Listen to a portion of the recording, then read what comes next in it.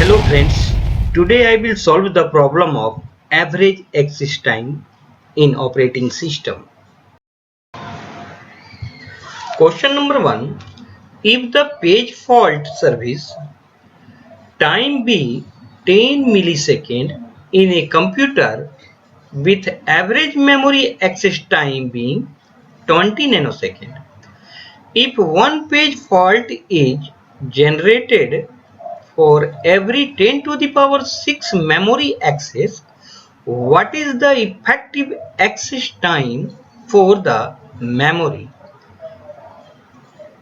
21 nanosecond, 30 nanosecond, 23 nanosecond, 35 nanosecond. Answer. Solution.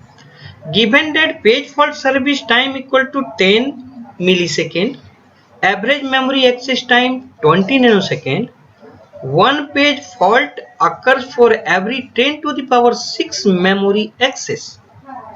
Step 1. Page fault rate. It is given that one page fault occurs for every 10 to the power 6 memory access. Thus, page fault rate equal to 1 by 10 to the power 6 equal to 10 to the power minus 6. Step 2. Effective access time with page fault. It is given that effective memory access time without page fault equal to 20 nanosecond. Now substituting value in the above formula, we get effective access time with page table equal to page fault rate into effective access time without page fault plus page fault service time into 1 minus page fault rate into effective access time without page fault equal 20 nanosecond plus 10 millisecond minus 20 nanosecond divided by 10 to the power 6 plus 20 nanosecond. 10 millisecond divided by 10 to the power 6 plus 20 nanosecond equal to 10 nanosecond plus 20 nanosecond equal to 30 nanosecond. Answer. Question number 2.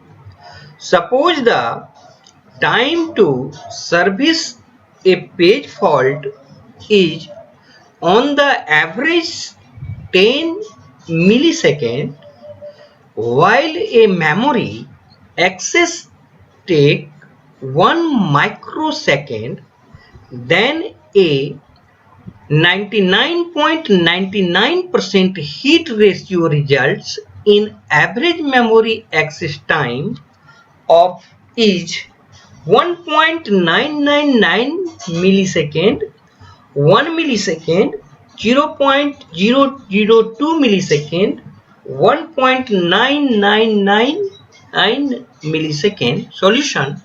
According to given question, page fault service time equal to 10 millisecond, average memory access time equal to 1 microsecond, heat ratio equal to 99.99%, it means 0.9999. 1, we know that page fault rate equal to 1 minus heat ratio. 1 minus heat ratio has given 0.999. It means 0.001 page fault rate.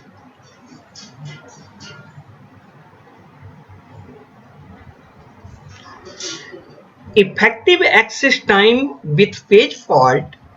It is given that effective memory access time without page fault equal to 1 microsecond. According to formula, we know that effective access time with page fault equal to page fault rate into effective access time without page fault plus page fault service time plus 1 minus page fault rate into effective access time without page fault.